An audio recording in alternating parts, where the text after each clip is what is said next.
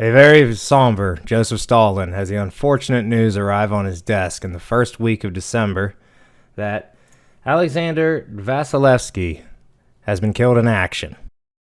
And while he's not my best general, this information definitely still hurts.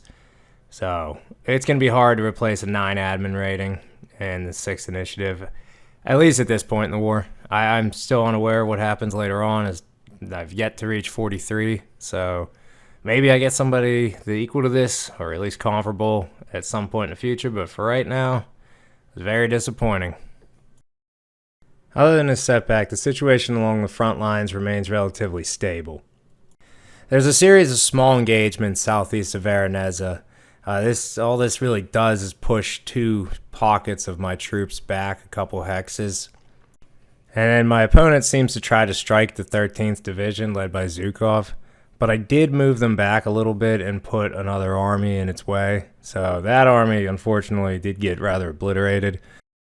And in the north, as I desperately wait for the arrival of the Volkov front, I'm starting to get a little bit of reconnaissance on his lines. So his retreat from the Valdai Hills seems to be in a manner to line up the least amount of troops as possible. So he's using the Lake of Ilmen as, an anchoring point. And then in north of it, to protect Leningrad, he kind of bows his army out in this manner. It seems like it's, like I said, in a manner to get the least amount of troops defending the most amount of space as possible. And I'm assuming this is what's allowing him to put so much effort to the southeast. But that's just a theory of mine as I play through this. But as I start my turn, my line's relatively intact, except for the various small battles at the southeast of Veronezza, but I don't see him moving forward into that, so we'll spend my turn reclosing those gaps. But in the south, Krasnodar has not been conquered yet. Now, to the contrary, all he seems to do is just to continue to apply pressure along my entire very small makeshift lines that I have here. The units that actually do have strength are along the mountain range south of Krasnodar. He does not engage them. He bypasses units towards my cop and then just pushes a hole for seemingly little reason to the east.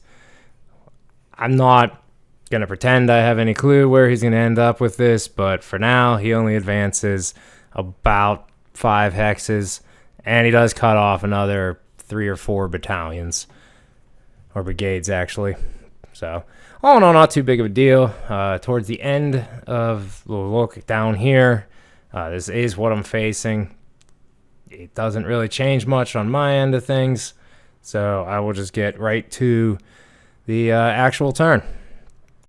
And the first issue that I need to solve this turn is where to get supply in the south here. So Batumi, modern-day Georgian city, it has a port level of 3 in this game.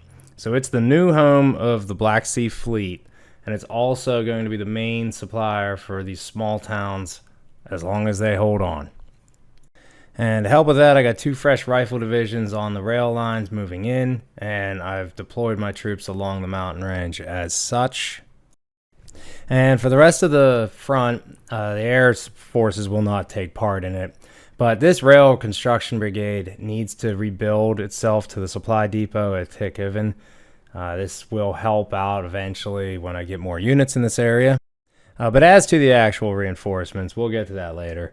The only combat I do for my turn is completely focused around Tambov. This is still where his supplies are the lowest, and I do have some of my better armies. So the 37th is going to hit the 137th Infantry Division here. I do enjoy the little glitch that just keeps this little tooltip hanging around with my cursor. I also love the fact that 62,000 men are only able to hit 160 and take out 11 guns, but they do get them to retreat, so we will take that for now. Closer to the town of Tambov, the 21st Army hits at the 263rd Division.